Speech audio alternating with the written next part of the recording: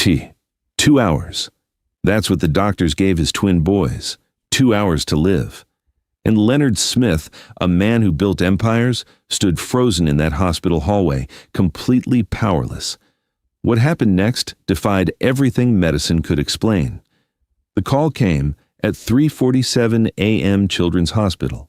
Emergency. Leonard Smith drove through empty streets, whispering prayers he hadn't said in years. Please, God, not them. When he reached the hospital, a doctor met him with a face that said everything. Mr. Smith, both boys are in respiratory failure. You have about 2 hours. 2 hours. Leonard's legs nearly gave out. Jason and Justin, 11 months old, dying. He walked to the window and looked in. His baby boys lay in separate beds, tiny chests fighting for air, machines counting down. A nurse touched his shoulder. Would you like to go in? I can't. He pressed his forehead against the glass, drowning in shame. All his money, all his power, and he couldn't walk through that door. That's when Christina Walsh appeared, the housekeeper, the woman he'd barely noticed in 3 years. She walked straight to the nurse's station and said something that made the nurse's eyes go wide. Dr. Walsh? Leonard's heart stopped. Doctor? Before anyone could stop her, Christina scrubbed in and walked into that room. Leonard watched, frozen, as she did something that made his blood run cold. She disconnected Jason's ventilator. No! Leonard slammed the glass, but Christina lifted Jason out and held him against her chest. Then she reached for Justin, bringing both babies together, skin to skin. The alarms screamed, and then, impossibly, the numbers started changing. Their heart rates slowed, their oxygen climbed, their breathing synchronized. Christina hummed, rocking them gently, eyes closed in prayer. The alarms went silent. Both boys turned pink. Both boys breathed, together, alive. Leonard stood there, watching a miracle he couldn't understand. Another doctor burst in. That's impossible. They're breathing, the nurse whispered. Christina opened her eyes and looked at Leonard through the glass, and he realized the terrible truth. She knew his sons better than he did, and he didn't know her at all. Who is she? The doctor asked. The nurse checked her screen. Christina Walsh, M.D., former NICU specialist. Her voice dropped. She left medicine 4 years ago after she lost her own daughter. Leonard felt the floor disappear. She'd been right there all along, and he'd never seen her. Before we begin, hit that subscribe button like this video and tell me where in the world you're watching from. Because this story is a reminder, the people serving quietly in your life might be the very ones God sent to save you.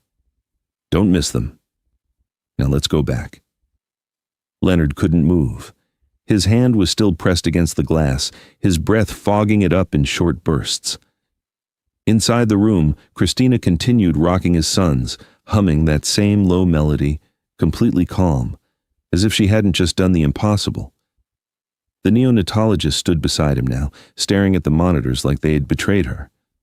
I've never seen anything like this. Their vitals were critical, both of them. What did she do? Leonard's voice came out hoarse. Kangaroo care, the charge nurse said quietly. Skin-to-skin contact. It regulates their breathing, their heart rate, their temperature. It's proven science for premature babies, but... She stopped herself. But what? But they weren't premature, and they were too far gone. She looked at Christina through the glass. It shouldn't have worked, not like this. Leonard watched Christina press a kiss to Jason's head, then Justin's, still swaying gently. The boys' faces were peaceful now, pink, alive, like they'd never been dying at all. Who is she? He whispered. The charge nurse pulled up something on her tablet, scrolling slowly. Dr. Christina Marie Walsh, Johns Hopkins Medical School, graduated top of her class, residency at Mass General, board-certified neonatologist. She paused, reading further. One of the best in the state, actually, until 4 years ago. What happened 4 years ago? The nurse's face softened. She lost her daughter, premature birth, complications during delivery. The baby lived 48 hours. She looked up at Leonard. Dr. Walsh was the patient, not the doctor. She couldn't save her own child. The words hit Leonard like a punch to the chest. After that, she just... disappeared, left her practice, left everything. The nurse glanced back at Christina. I had no idea she was here. In Boston, working as my housekeeper, Leonard finished, the shame of it burning through him. A hospital administrator appeared, clipboard in hand, face tight with concern. Mr. Smith, we need to talk about what just happened. Dr. Walsh performed a medical intervention without authorization, without parental consent, and without... She saved my sons. Leonard's voice was flat. That may be true, but protocol exists for a reason. If anything had gone wrong, the hospital's liability, nothing went wrong. This time, the administrator's tone sharpened. But Dr. Walsh hasn't practiced medicine in 4 years. She's not on staff here. Technically, she had no more authority to treat your sons than any other visitor. Leonard turned to face him. Are you saying you're going to punish her for saving their lives? I'm saying we have to investigate. Hospital policy requires it. The administrator glanced at Christina through the glass. I'm sorry, Mr. Smith, but this isn't over. Leonard looked back at the woman holding his sons. She was whispering something to them now, words he couldn't hear, and for the first time in 3 years, he realized he'd never once asked her about her life, never asked where she came from, never asked why a woman like her was cleaning his floors. He'd been blind, and now, watching her cradle Jason and Justin like they were the most precious things in the world, he understood something that made his throat tighten. She hadn't just saved his sons tonight. She'd been saving them all along. The hospital let Christina stay with the boys until sunrise. Leonard watched from the hallway as she finally stepped out of the isolation room, carefully peeling off the gown and gloves. Her hands were steady, but her eyes looked exhausted, like she'd been holding her breath for hours and could finally let go. She walked past him without a word, heading toward the elevator. Christina. She stopped but didn't turn around. Thank you. His voice cracked on the words. I don't know what to say except thank you. She turned slowly. Up close, he could see the tears she'd been holding back. They're going to be okay, Mr. Smith. Both of them. Leonard, he said. You can call me Leonard. She nodded but didn't say it, just stood there, looking small and worn out in a way he'd never noticed before. How many times had he walked past her in his own house and never really looked? The hospital's opening an investigation, he said quietly. They told me. Something flickered across her face, fear, maybe, or resignation. I know. Why didn't you tell me you were a doctor? Christina looked down at her hands. Because I'm not. Not anymore. But I broke the rules tonight, Mr. Smith. I knew what I was doing. I knew what it would cost. She met his eyes. But I couldn't let them die. I couldn't stand there and do nothing. Not again. The weight in those last 2 words made Leonard's chest tighten. Not again. Her daughter. The one she couldn't save. Rebecca knew, Christina said softly. Your wife. She knew who I was, what I'd lost. She found me working at a hospice center, trying to be near people without carrying the weight of keeping them alive. Her voice wavered. She told me about the babies coming, about the cancer. She asked if I'd help. Leonard felt something break open inside him. She hired you to protect them. She hired me to love them, Christina corrected, because she knew she wouldn't be here to do it herself. A tear slipped down her cheek. I wasn't supposed to be their doctor, Mr. Smith. I was supposed to be their safety. The person who showed up when no one else could. Leonard thought about all the late nights he'd come home to find Christina rocking the boys to sleep. All the times he'd heard her singing softly from their nursery. All the mornings he'd found her already awake, bottle feeding them before the sun came up. He'd thought she was just doing her job. You've been raising them, he said, the realization hitting him hard. This whole time, while I've been grieving, Christina finished gently. You've been grieving, Mr. Smith. There's no shame in that. But there was shame. So much shame it nearly choked him. Because he hadn't just been grieving, he'd been hiding, running, building walls between himself and the 2 sons who needed him most, and Christina had been the one holding them together. What happens now? He asked, She wiped her eyes. Now I go home, get some rest, and wait to see if they're going to press charges. Charges? Unauthorized medical practice. It's serious. She tried to smile, but it didn't reach her eyes. But it was worth it. They're alive. That's all that matters. She turned to leave, and Leonard felt panic rise in his chest. Christina, wait. She looked back. Don't go yet, please. I need to understand. Help me understand. For a long moment, she just studied his face. Then she nodded. Okay, Mr. Smith. Okay. They sat in the hospital cafeteria, 2 cups of coffee between them that neither one touched. Christina stared at hers, watching the steam rise. Leonard kept glancing at her, trying to find the right words. Finally, he just asked, "What was her name?" "Your daughter." Christina's breath caught. "Grace. Grace," he repeated softly. "She was born at 26 weeks. Too early, too small." Christina's voice was barely above a whisper. "I did everything right. Took my vitamins, rested, followed every protocol. But sometimes the body just gives up." Leonard waited, letting her speak. "She had my eyes," Christina continued, "dark brown, and these tiny, perfect fingers that would wrap around mine." She swallowed hard. 48 hours, that's all I got. 48 hours of being her mother before God took her home. "I'm sorry." Everyone was sorry. She finally looked up at him. "My fiancé couldn't handle it, left 2 weeks after the funeral.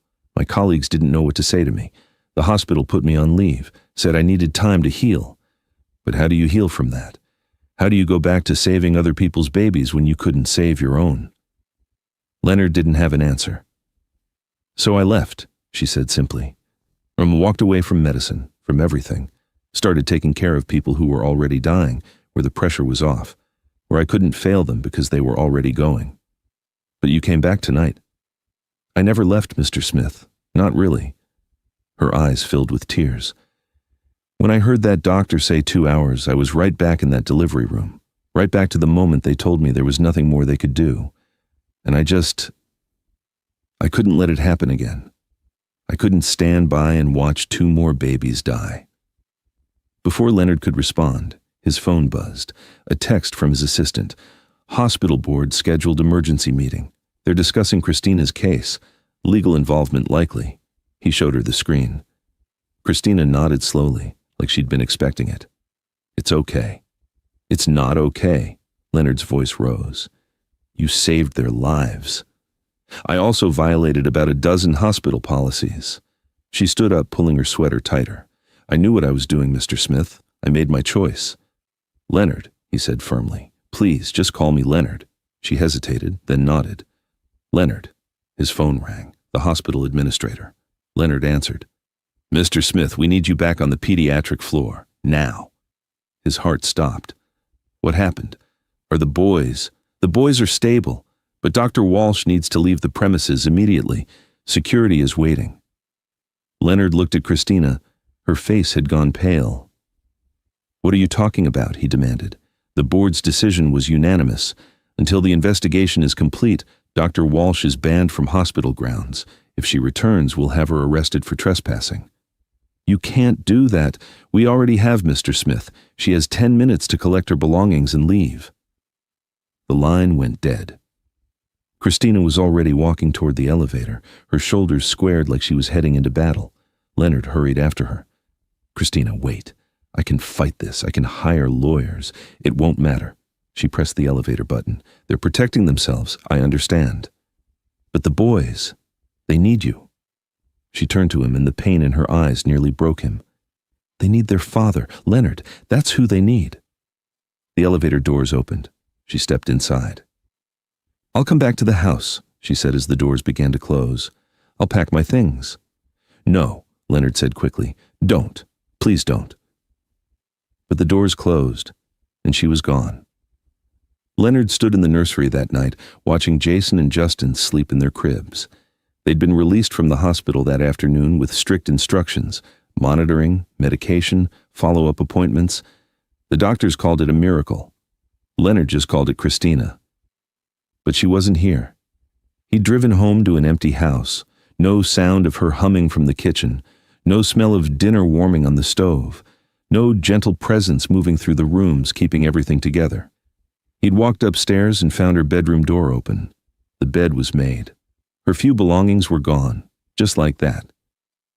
She'd left a note on the kitchen counter, written in careful handwriting. Mr. Smith, I've taken a leave of absence until the investigation is resolved. The boy's medication schedule is on the refrigerator. Dr. Patel's number is programmed into your phone. They'll need you now.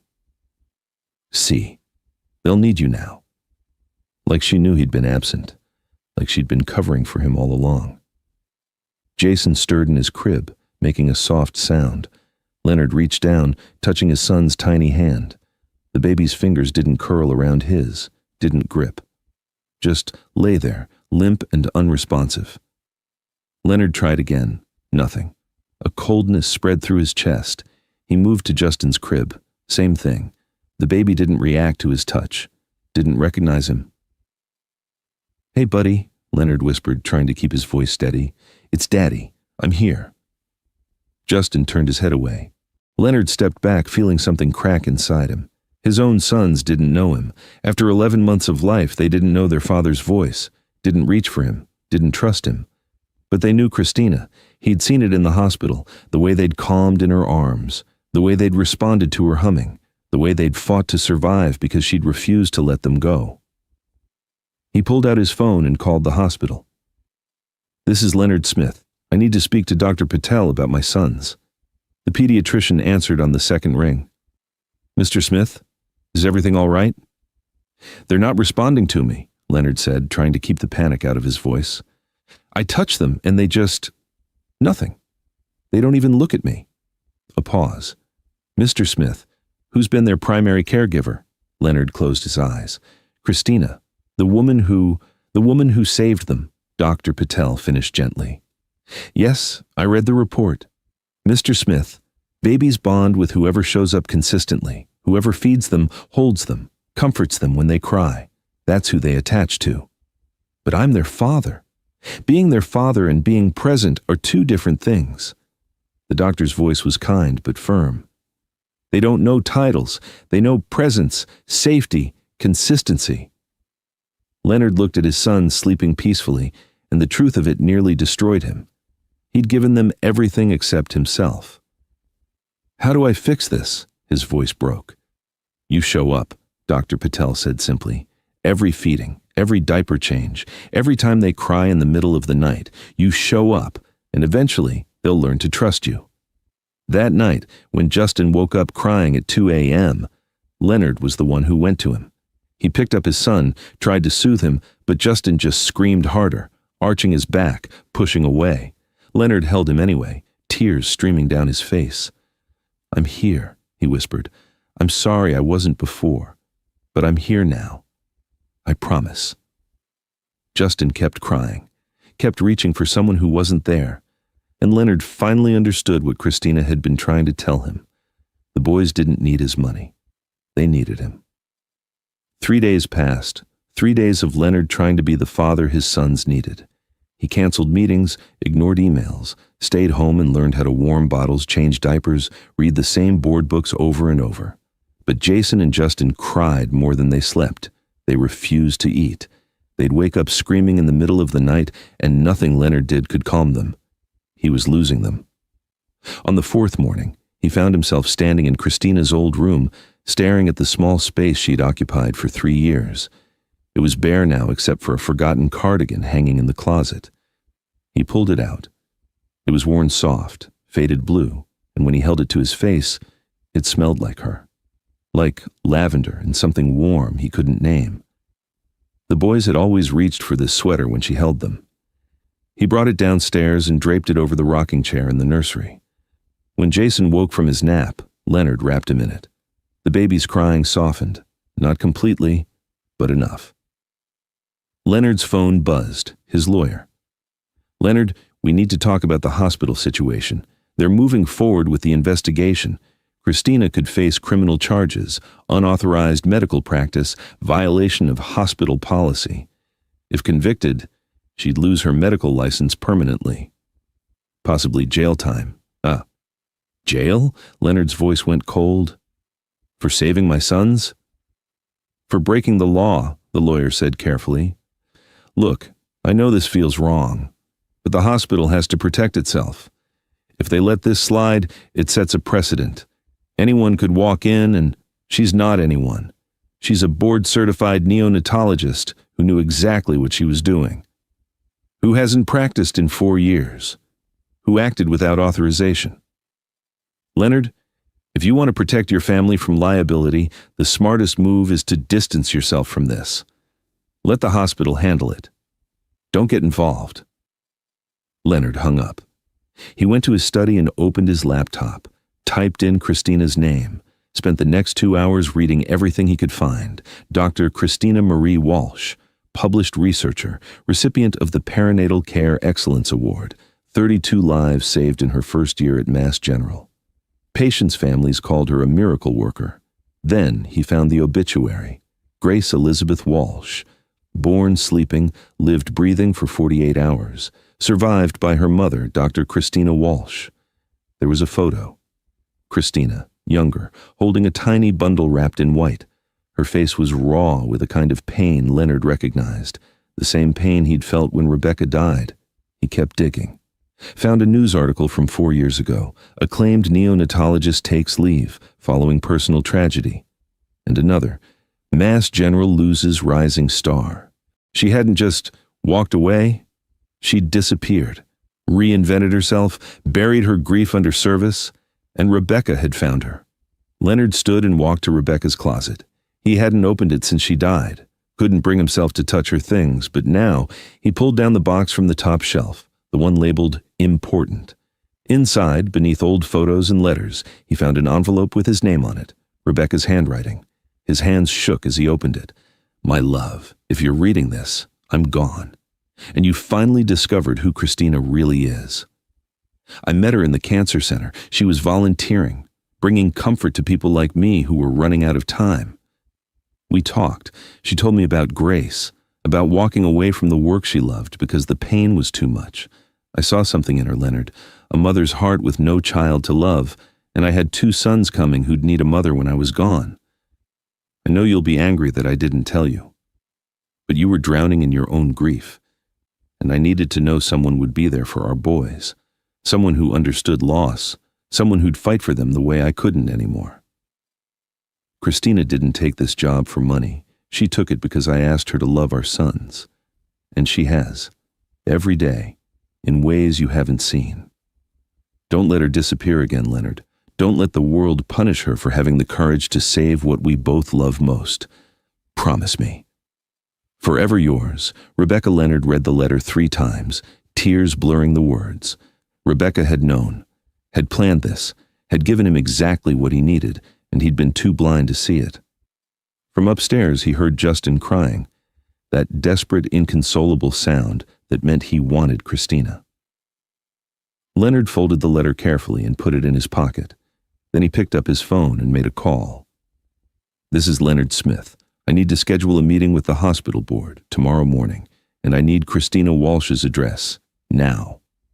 Leonard found Christina's address in the hospital records, a small apartment building in Dorchester, 40 minutes from his house. But he didn't go there first. Instead, he went back to the hospital that night, found the security office, told them he needed to see the footage from the night his sons almost died. The security officer hesitated. Mr. Smith, that's part of an active investigation. Those are my sons. I have a right to see what happened. The officer looked at him for a long moment, then nodded. 15 minutes. That's all I can give you. He pulled up the footage on a monitor. Timestamp, 3:52 a.m., the pediatric ICU hallway, empty except for medical staff moving in and out of rooms. Start here, the officer said. This is when your sons were admitted. Leonard watched himself burst through the doors, frantic and disheveled, watched the doctor meet him, watched his own face crumble as the news was delivered. Can you rewind? Leonard asked quietly. Further back. Before I arrived. The officer scrolled backward. And there, at 3:34 a.m., Christina appeared. Leonard leaned closer to the screen. She came through a side entrance, still in her house clothes, moving quickly but not running, like she'd known exactly where to go. She was already here, Leonard whispered. before anyone called her. The officer nodded. Looks like she came with the ambulance. Must have been at your house when they picked up the boys. The footage showed Christina entering the ICU observation area, but she didn't announce herself, didn't approach the nurses' station. Instead, she stood in the corner of the room where the incubators were, silent, watching, invisible. Leonard watched the timestamp tick forward, watched the medical team work, watched the attending physician enter, and then he saw it. Christina standing there, still and small, as the doctor spoke to someone off camera. "Can you get audio?" Leonard asked. The officer adjusted something. The sound crackled to life.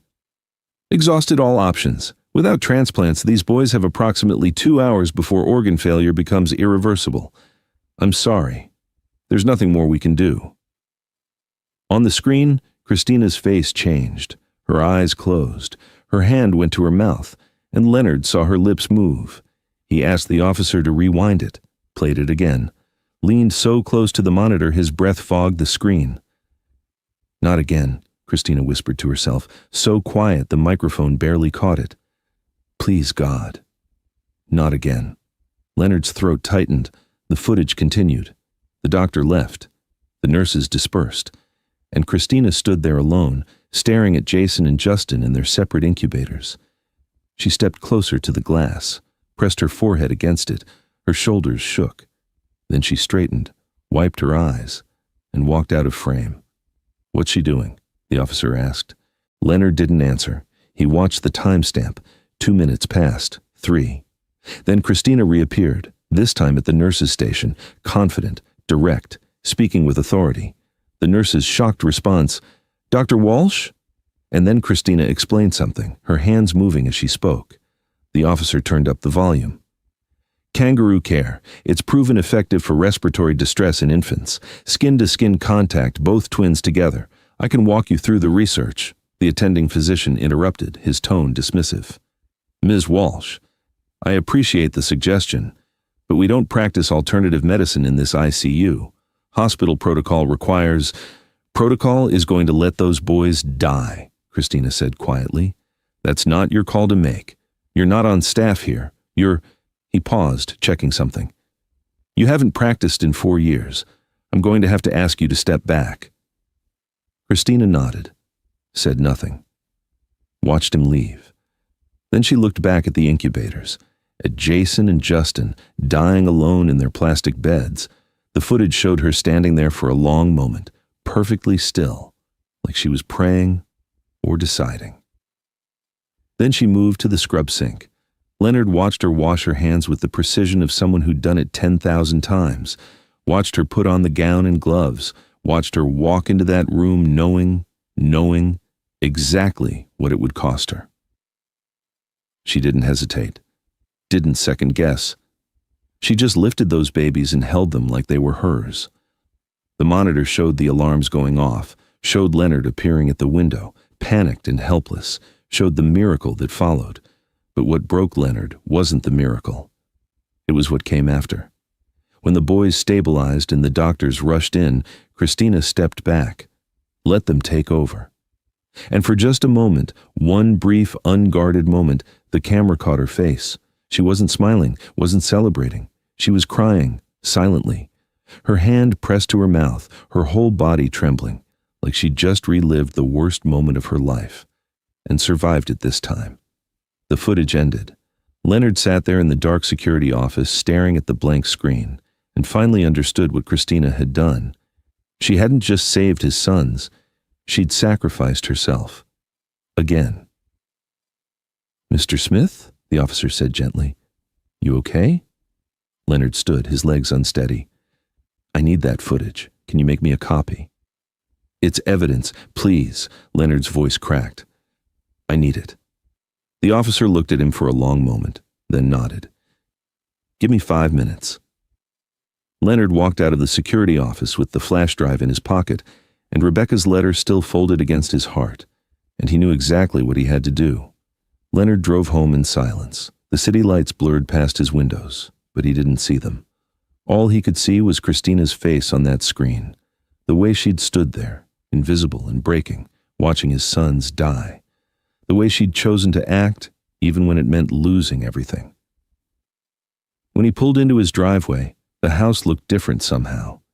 Emptier, like something essential had been removed. He walked upstairs to the nursery. Jason and Justin were awake, lying quietly in their cribs. Not crying, just staring at the ceiling with those dark, watchful eyes that looked so much like Rebecca's. Leonard sat down in the rocking chair, the one Christina had sat in every night for 3 years. He picked up the blue cardigan still draped over the arm and held it for a moment. Then he reached into Justin's crib and lifted him out. The baby stiffened in his arms, uncertain. "I know," Leonard whispered. "I know I haven't been here, but I'm trying. I'm really trying." He began to rock slowly, the way he'd watched Christina do it, back and forth, steady. And he started humming, that same low melody he'd heard her sing through the hospital glass. Justin's body relaxed slightly, not completely, but enough.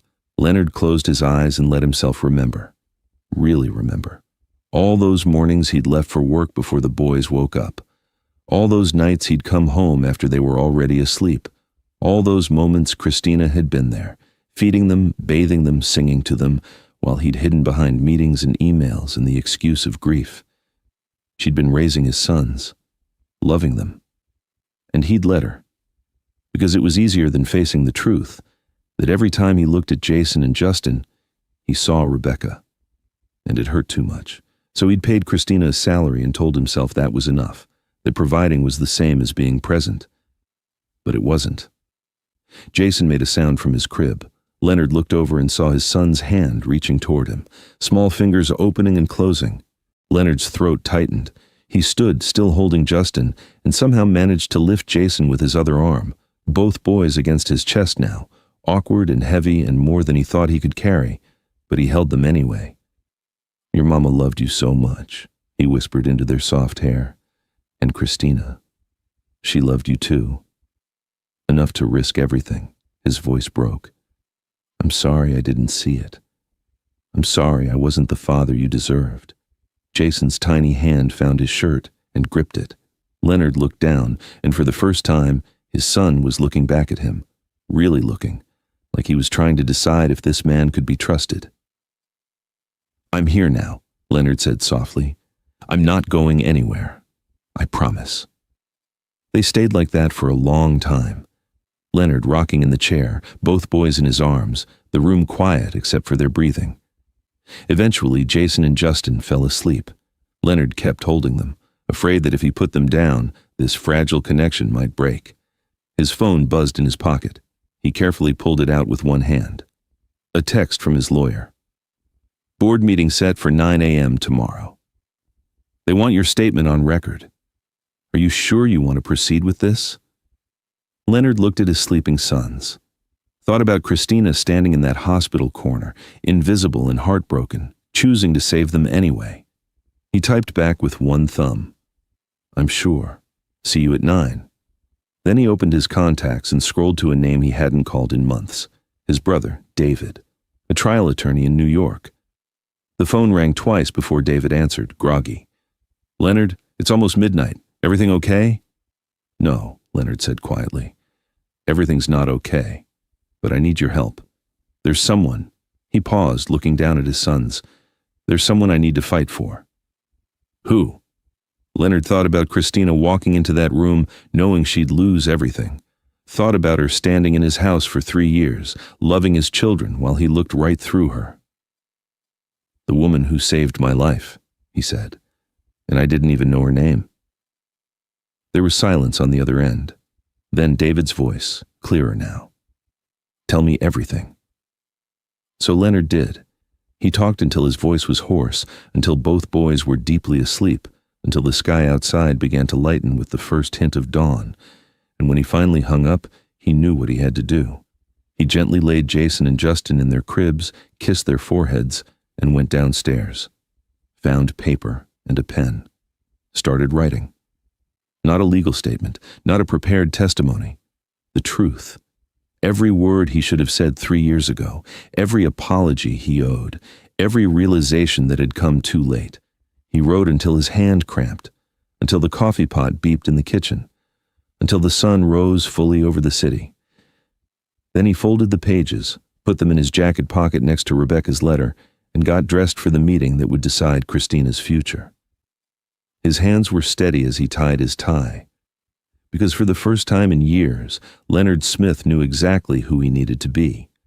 Not a billionaire, not a CEO, a father, fighting for the woman who'd taught him what that word really meant. The hospital boardroom was cold. Fluorescent lights, white walls, a long table with 7 people sitting behind it, all wearing expressions that gave nothing away. Christina sat alone on one side of the room, wearing a simple gray dress. Her hands were folded in her lap, steady and still. But Leonard could see the tension in her shoulders, the exhaustion around her eyes. She glanced up when he entered, and something flickered across her face.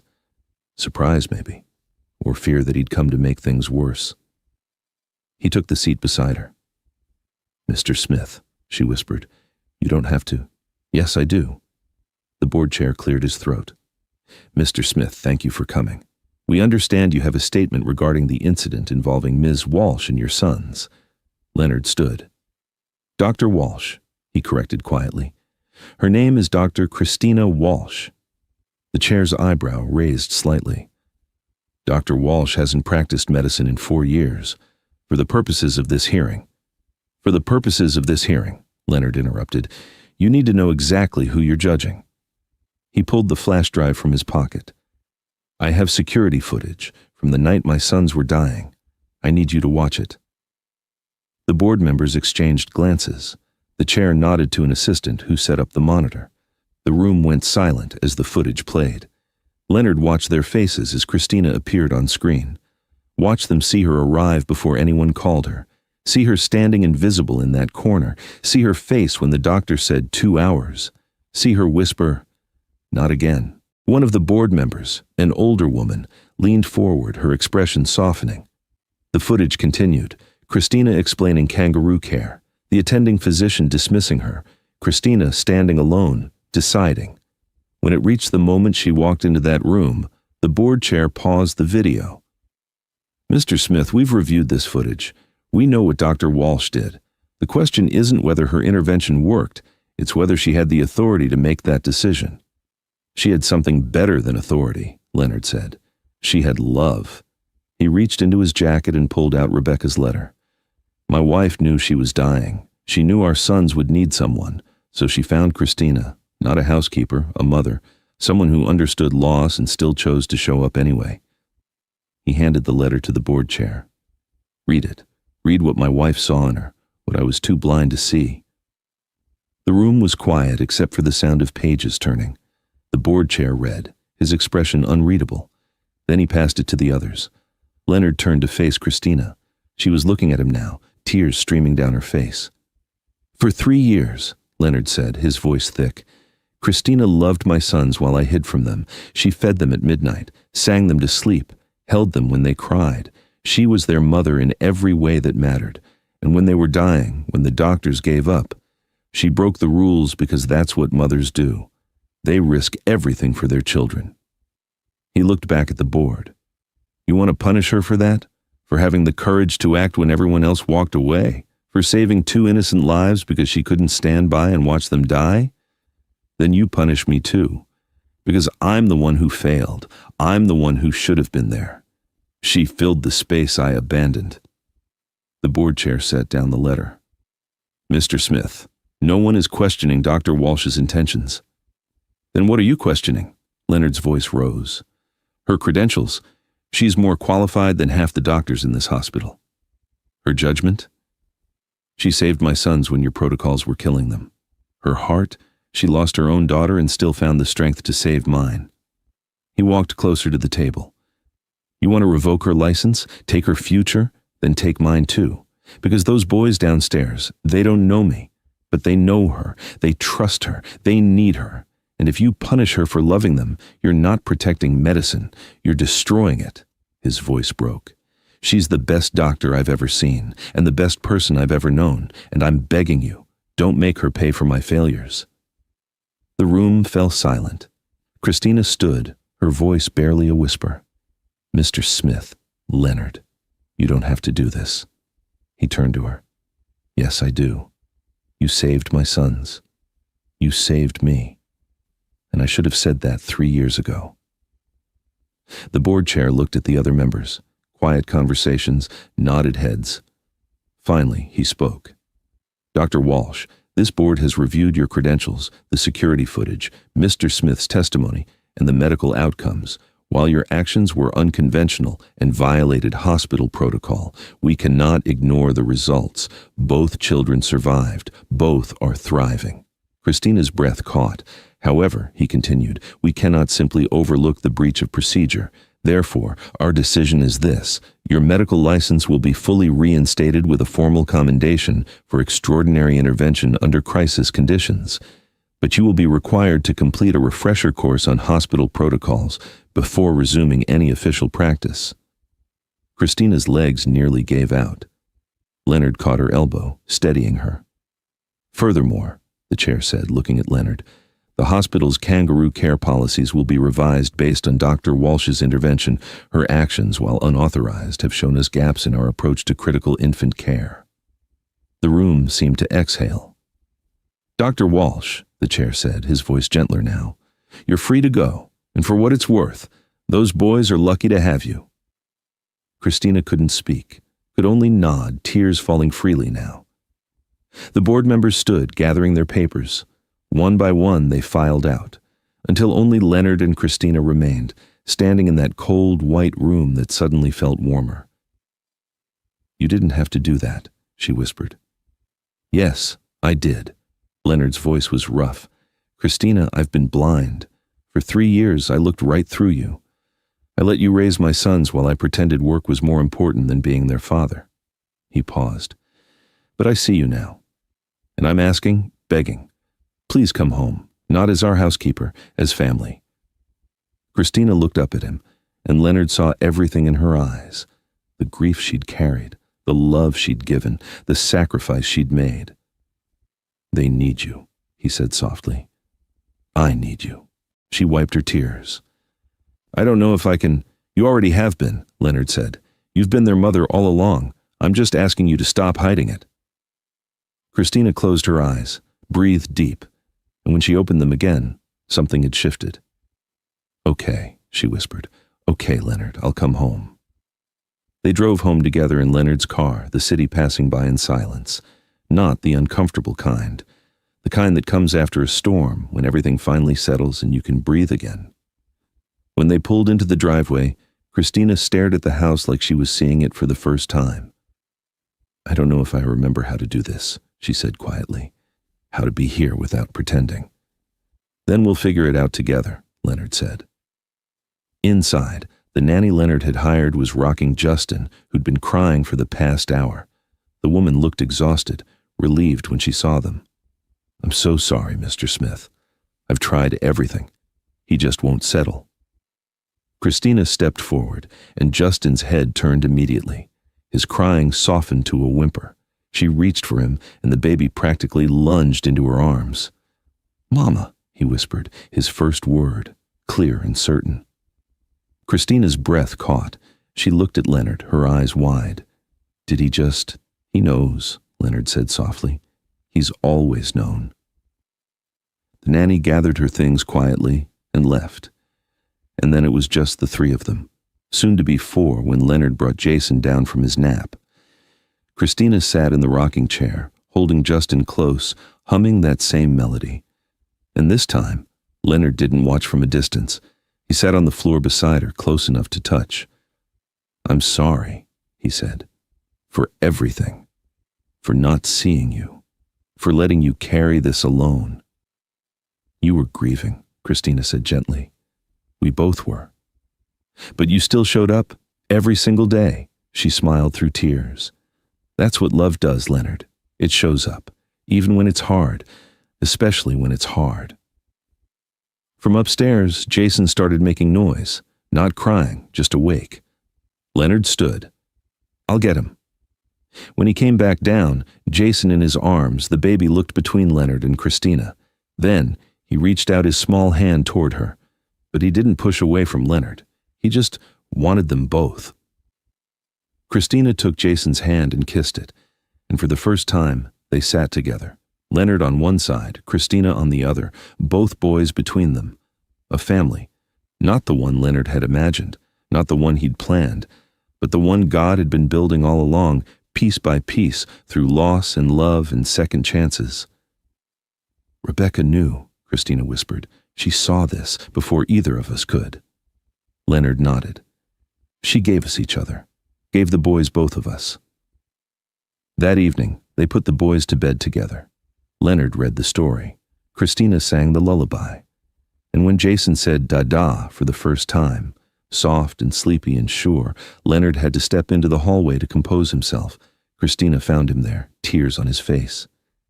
"He said it," Leonard whispered. "He finally said it." "Because you showed up," Christina said. "You stayed." They stood there in the dim hallway, and Leonard realized something.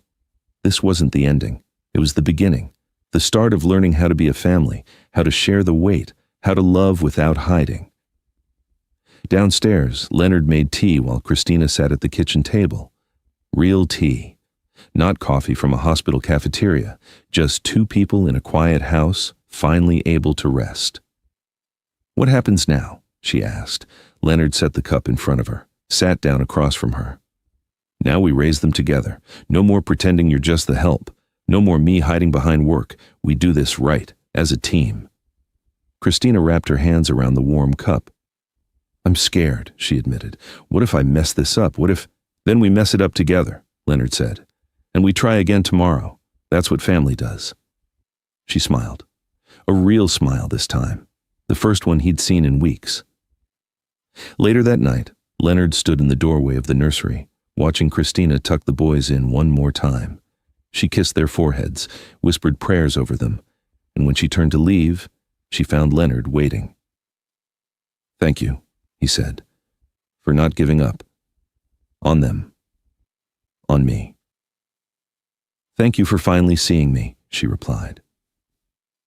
They walked downstairs together, and for the first time in 3 years, Leonard didn't feel alone in his own house. Outside, the city lights glowed soft against the night sky. Inside, 2 baby boys slept peacefully, their breathing synchronized, their hearts beating steady and strong. And somewhere, Rebecca smiled, because her final gift had come full circle. She'd left behind 2 sons who needed a father, a broken man who needed purpose, and a grieving woman who needed someone to love. She'd stitched them together with hope, with faith, with the belief that even the most shattered lives could be made whole again. Leonard stood at the window, looking out at the stars, and whispered a prayer of his own. "Thank you. For Christina. For the boys. For giving me another chance." Behind him, Christina appeared with 2 mugs. "Couldn't sleep?" "Just thinking," Leonard said, "about how close I came to losing everything." She handed him the mug, stood beside him. "But you didn't. You fought. You showed up. That's all that matters." They stood there in comfortable silence, 2 broken people who'd found each other in the ruins. And in that moment, Leonard understood what grace really meant. It wasn't perfection. It wasn't getting it right the first time. It was second chances. It was showing up after you'd failed. It was love choosing to stay when leaving would have been easier. It was Christina walking into that hospital room knowing she'd lose everything. It was God using the invisible to save them all. "We're going to be okay," Christina said softly. Leonard looked at her, really looked at her, and saw the woman who'd saved his sons, his life, his heart. "Yeah," he said. "We are." Upstairs, Jason stirred in his sleep and whispered, "Mama." And Justin, in the crib beside him, answered with a sleepy, "Da-da." 2 words, 2 babies, 1 family, broken pieces made beautiful, and love, quiet, sacrificial, powerful love, holding them all together. Sometimes the person who saves you is the one you never saw. Sometimes healing begins not in hospitals, but in the quiet choice to stay, to show up, to love when it costs everything. This is a reminder. Don't overlook the people serving in the background of your life. They might be exactly who God sent to save you.